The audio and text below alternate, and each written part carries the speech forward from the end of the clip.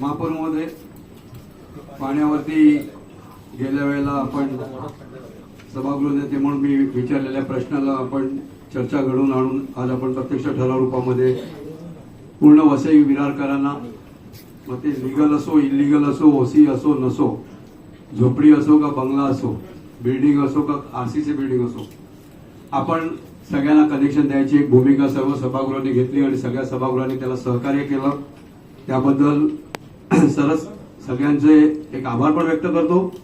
पण आता ज्या सदस्यांनी सूचना केल्या त्याच्यामध्ये बिल्डिंगला आपण 10 जणांना मिळून कनेक्शन देतो आणि आपण 6 किंवा 8 लोकांना कनेक्शन देतो. सर, आपली एक नियमावली तयार झालेली आहे, बायलॉज आपण तयार केलेले आहेत फार पूर्वी, आणि आपलं पाणी पुरवठ्याचं पूर्ण जे डिपार्टमेंट आहे, जी कनेक्शनची सिस्टम आहे, कनेक्शन किती जणांना द्यावं, बंगल्याला कसं द्यावं, किती पैशामध्ये द्यावं, किती त्याच्याकडनं चार्जेस घ्यावे, रोड खोदाई चार्जेस किती घ्यावे, कनेक्शन किती चार्जेस घ्यावे, मग ते झोपडीसाठी किती असावे, चाळीसाठी किती असावे, बिल्डिंगसाठी किती असावे, 1 RK फ्लॅट्स असतील त्याच्यासाठी किती असावे, 2 असेल त्याप्रमाणे आपण नगर रचनामधून सुद्धा त्यांच्याकडे डिपॉझिट्स म्हणून आपण जे चार्जेस घेतो, आता कनेक्शन चार्जेस घेतो. आणि खास करून सभागृहाला आज सांगतो, आपण जे 10-12 वर्षापूर्वी वॉटर सोर्स डेव्हलपमेंट चार्ज म्हणून जो गोळा केला आणि आपण कनेक्शन जेव्हा बिल्डर परमिशनसाठी येतो त्याच्याकडनं आपण वॉटर सोर्स डेव्हलपमेंट चार्ज गोळा केला. तो वॉटर सोर्स डेव्हलपमेंट चार्ज गोळा केल्या कारणाने आज आपली जी मोठी मोठी प्रोजेक्ट्स होतात त्याच्यामध्ये महानगरपालिकेचं जे कॉन्ट्रीब्युशन आहे 30% सगळ्या ठिकाणी आपल्याला कमीत कमी कॉन्ट्रीब्युशन आहे. नगरोत्थानमध्ये असलं तर त्याच्यामध्ये जास्त आहे. पण आपल्याला सुदैवाने ज्या काही 2 योजना मिळाल्या सर्वांच्या प्रयत्नांनी, त्या योजनेमधनं अमृत 1 अमृत 2 मधनं आपल्याला फक्त 30% आपलं कॉन्ट्रीब्युशन द्यायला लागलं. केंद्र शासनाचं कॉन्ट्रीब्युशन आलं, महाराष्ट्र शासनाचं आलं. आणि बरोबर आहे, टाळ्या वाजवण्यासारखं आहे. त्यावेळेला आमदार दुसरे होते, आता आपले आमदार आणखीन आणणार आहेत. आजच आमची चर्चा झाली आहे, फार चांगली गोष्ट आहे. सगळ्यांनी मिळून आपल्याला ते करायचं आहे. शेवटी शहराचा विकास आहे तो. तर त्या अनुषंगाने आपण त्या नियमावलीला अधीन राहून आतापर्यंत आपण व्यवस्थित प्रकारे पाणी पुरवठा करत आहोत. एखाद दुसऱ्या ठिकाणी कमी, काही ठिकाणी कमी दाबाने जातो अशी चर्चा आहे. आपल्याला जी सूचना आली तर चाळीमध्ये आपण कनेक्शन 6 लोकांना किंवा 8 लोकांना का देतो, त्याच्यामध्ये कारण आहे. चाळीमध्ये राहणाऱ्या मंडळींकडे पाण्याची टाकी नसते आणि ती पाण्याची टाकी नसल्या कारणाने त्यांना घरामध्ये पाणी 2 पिंप वगैरे भरून ठेवायला लागतात. आणि त्यासाठी आणि आपण एकाच लाईनवरती त्यांना एक सिंगल कनेक्शन देतो आणि 6 सब कनेक्शन काढून देतो. त्यामुळे एखाद्याचं पाणी शेवटच्या नळाला जात नाही, मग पुढचे 4 जण बंद केल्यावर 5व्याला जातं. त्यामुळे त्या तिकडे चाळीमध्ये आपण कनेक्शन संख्या देताना जी त्याच्यामध्ये ग्राहक संख्या आहे ती कमी ठेवून दिलेली आहे. बिल्डिंगला देताना पाणी हे खालच्या टाकीमध्ये जाते, खालच्या टाकीतून वरती जाते, त्यांच्याकडे स्टोरेज असते आणि ते स्टोरेज असल्या कारणाने आपण त्यांना जी कनेक्शन संख्या दिलेली आहे ती त्या अनुषंगाने दिलेली आहे. ह्याच्यामध्ये सुद्धा आता जेव्हा शहर वाढायला लागल्या, वेगवेगळ्या योजना यायला लागल्या आणि योजना आल्यानंतर खास करून UDCPR आल्यानंतर 2 मळ्याच्या 4 मळ्याच्या बिल्डिंगच्या जागी 14 मळ्याचे टॉवर व्हायला लागले. तेव्हा तो एक टेक्निकल प्रॉब्लेम लक्षात आला आणि त्यावेळेला तत्कालीन जे कमिशनर होते त्यांच्याशी स्वतः मी संपर्क साधलेला आहे. मला आठवते मी आमदारांना सांगितलं, लोकनेत्यांना, आणि संपर्क साधला की साहेब जर एका अर्धा इंचाची कनेक्शन 700 फ्लॅटच्या बिल्डिंगला द्यायला गेलं तर तो पाईप फक्त भोकानेच व्यक्त होईल. तर तुम्ही देताना त्याच्यामध्ये हायड्रोलिक प्रेशर विचारात घ्यायला पाहिजे. त्याच्यानंतर जे लॉसेस येतात पाणी कनेक्शन देताना, ज्या कनेक्शनच्या पॉईंटला कधीतरी लॉसेस येतात, त्या लॉसेसची वॉटर लॉसेसची संख्या वाढेल किंवा ते जास्त वाया जाईल. म्हणून आपण त्याच्यामध्ये खास करून मी आपल्या नगरपालिकेच्या पाणी पुरवठ्या खात्यामधील लोकांना, इंजिनियर्सना आणि हायड्रोलिक इंजिनियर्सचा सल्ला घेतला आणि आपण सगळ्यांनी मिळून तो घेतला असं समजतो मी. म्हणजे शेवटी सभागृहाच्या वतीने एखादा माणूस काम बघतो म्हणून मी उल्लेख करतो, पण शेवटी सभागृहाने किंवा असलेल्या टीमनी सल्ला घेतला आणि तिकडे कमीत कमी लॉसेस कसे होतील आणि 1-अर्धा इंचाचं कनेक्शन म्हणजे किती 1 इंचाचं कनेक्शन किंवा 1 इंचाचं किती कनेक्शन म्हणजे किती अर्धा इंचाची कनेक्शन, त्याचं हायड्रोलिक प्रेशर काढलं.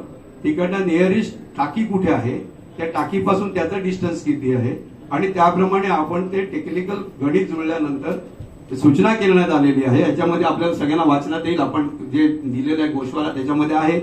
अर्धा इंचाच्या अगोदर जर 1 इंचाचं दिलं तर अर्धा इंचाची किती कमी करण्यात येतील, 2 इंचाचं दिलं तर किती कमी होतील, म्हणजे जेणेकरून कमीत कमी आपण कनेक्शन दिली तिकडनं एकच मोठं कनेक्शन दिलं तर आपल्याला ही हायड्रोलिक डिझाईन प्रमाणे हायड्रोलिक प्रेशर मिळेल, लॉसेस कमी होतील. त्यामुळे बिल्डिंग मध्ये बघतानाचा दृष्टिकोन हा त्यांच्याकडे स्टोरेज टँक आहे म्हणून तसा आहे, आणि त्यांना सुद्धा आपण जे नियमित पाणी देण्याची त्यांची गरज आहे, आवश्यकता आहे, त्याप्रमाणे आपण त्यांना पाणी देऊ. मुद्दा राहतो तिकडे की सन्माननीय सदस्यांनी सांगितलं की इंडस्ट्रियल कनेक्शनच्या बाबतीमध्ये, तर महापौर साहेब आपली अशी सूचना आहे आणि फार पूर्वीपासून ती आपण अंमलात आणतो आहोत. भविष्यामध्ये गरजेप्रमाणे आपण बदलही करू त्याच्यामध्ये. पण ज्या आस्थापनेमध्ये, ज्या कारखान्यामध्ये कामगारांची संख्या आहे, त्यांचं लागणारं पिण्याचं जे पाणी आहे, त्या पिण्याच्या पाण्यासाठी आपण कनेक्शन द्यायला हरकत नाही. परंतु इंडस्ट्रियल यूज साठी आपल्याला पाणी देण्यासाठी सध्या शहरामध्ये जे येणारं पाणी आणि जे जुळवणारं गणित, ह्याच्यामध्ये जी तफावत आहे, जेव्हा आपल्याकडे तेवढं पाणी मुबलक येईल तेव्हा आपण जरूर इंडस्ट्रियल पर्पज साठी सुद्धा देऊ शकतो. आज आपल्याकडे 400-410 एमएलडी पाणी येते, थोडं बहुत जास्त येते. आपली लोकसंख्या, आपली वाढणारी लोकसंख्या आणि आपण समोर बघत असलेली लोकसंख्या सेन्ससच्या व्यतिरिक्त, तर आपण पहिला रहिवाशांसाठी पिण्याचं पाणी किती जास्तीत जास्त आपण लोकांना देऊ शकतो त्याचा आपण जास्तीत जास्त विचार करायला पाहिजे असं मला वाटतं. इथे त्याच जोडीला आपले सन्माननीय सदस्य निलय चौधरी साहेबांनी सांगितलं की ऑनलाईन करायला पाहिजे. बरोबर आहे, ऑनलाईन चांगलं आहे, टेक्नॉलॉजीकडे जातोय. मगाशी तुम्ही सांगितलं हॉस्पिटलच्या बाबतीमध्ये आपण कनेक्टिव्हिटी ठेवून कुठल्या हॉस्पिटलला किती पेशंट आहे, कुठली सीट वॅकंट आहे, कुठली औषधं बाकी आहेत, जशी ती माहिती मिळाली पाहिजे आपण इथेही करू. पण आपण एक बघतोय आता आपल्याकडे जे नगर रचनामध्ये ऑनलाईन चाललंय, त्याच्यामध्ये ऑनलाईन आणि ऑफलाईन दोन्ही चालू आहे. शेवटी तुम्हाला ऑफलाईन केल्यानंतर तुम्हाला ऑनलाईनला किती प्रक्रिया फास्ट होते ते महत्वाचं आहे. तर सध्या जे लोक राहिलेली आहेत जुनी, आपण म्हणाले फर्स्ट कम फर्स्ट आउट, सदस्यांनी चांगली सूचना मांडली. पण साहेब एक लक्षात घ्या की आपल्याकडे पाणी आहे तिथपर्यंत आपण वाटणार आहोत, आणि आपल्याला खात्री आहे की आपण आज आपल्याकडे जो आपण बॅकलॉग भरून काढतो याचं कारण काय येते की मधल्या 4 वर्षाच्या कालावधीमध्ये आपण कोणाला पाणीच दिलं नाही, म्हणून एकत्र लोंढा आलेला आहे पाण्याचा थोडक्यात. तर आपल्याला पहिला जे सगळे एक प्रायोरिटी डेट ठरवू आपण सगळ्यांनी, त्याच्यामध्ये पण नमूद केलेले, त्यावेळेला जो येईल त्याला पहिला देऊया. कारण काही जणांनी घेतली नव्हती, परिस्थिती नसेल किंवा काहीतरी अडचणी असतात, भांडण असतात, पण घेतली. तर आपण त्यांना ह्या बाबतीमध्ये थोडं सर्वे, त्यांचं थोडं ज्ञान म्हणजे अवलोकन करून या गोष्टीच्या मध्ये काय अडचणी येऊ शकतात किंवा का लवकर घ्या, त्याच्यासाठी हा स्पेशल आपण एक सेल तयार करूया. या पर्टिक्युलर ज्या स्कीम मध्ये आपण इमिजिएट देणार आहोत, तर त्याच्यामध्ये रेग्युलर पेक्षा एक 4-5 जणांची आणखी टीम तयार करू, लोकांचं प्रबोधन करू की लवकर कनेक्शन घ्या आणि तुम्ही तुमच्याप्रमाणे ज्या नॉर्म्स मध्ये बसत त्यांना आपण ते कनेक्शन देऊ. हा एक भाग राहिला.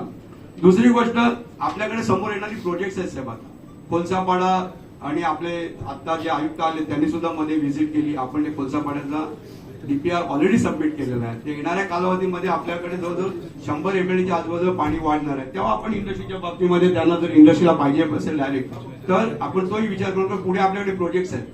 तर मला म्हणायचं एवढंच आहे की याच्यामध्ये इंडस्ट्रीच्या बाबतीमध्ये हे, आणि त्याच्यानंतर आपण 135 लिटरचा नॉर्म आहे, पण 135 लिटर प्रत्यक्षात लागलं जात नाही. आपल्याला मॅक्झिमम लोकांना देऊ कनेक्शन, कारण आपली जी तूट आहे, भयंकर तूट आहे. तुम्ही आता सांगितलं, शेवटी हे कनेक्शन दिली, त्याच्यातनं जो रेव्हेन्यू जनरेट होईल त्याच्यामध्ये पुढे स्कीम तयार होती. तर आपण हा ठराव घेतला, आपण सर्वांनी सहकार्य केलं, आणि तसंच सर अनधिकृत नळ जोडण्या बाबतीमध्ये ज्या काही नवीन डायरेक्शन होती मधल्या कालामध्ये, शास्तीच्या बाबतीमध्ये खास करून साहेब जरा लक्ष ठेवायचं, मी बोलतो शास्तीच्या बाबतीमध्ये 3 पट शास्ती वगैरे होती म्हणून लोक काही वेळेला येत नव्हती. त्यांच्या घरपट्टीची शास्ती, पाण्याची शास्ती, नळाच्या कनेक्शन मध्ये पकडलं म्हणून शास्ती. त्याच्यामध्ये कुठेतरी काय भीतीपोटी किंवा अज्ञानापोटी बरेच जणांना आहे. आपल्याकडे 600 फूट शास्ती नाही. शास्ती किती फुटापर्यंत? 600च्या आत असतील ना. 600 नंतर, 601 नंतर शास्ती लागते. आपल्या सगळ्या लोकांचं प्रबोधन करा, कारण काही जण शास्ती सकट अजूनही भरतात आणि चाळीमध्ये राहतात. ते सगळे जण 300च्या आतच आहेत, 250च्या आतच आहेत साहेब. हा, तर ते फक्त लक्षात ठेवा. काही काही तसं चुकीची शास्ती असेल तर म्हणजे थोडक्यात जनतेचं कुठेतरी अज्ञानामुळे नुकसान व्हायला नको या दृष्टिकोनातून आपण बघू.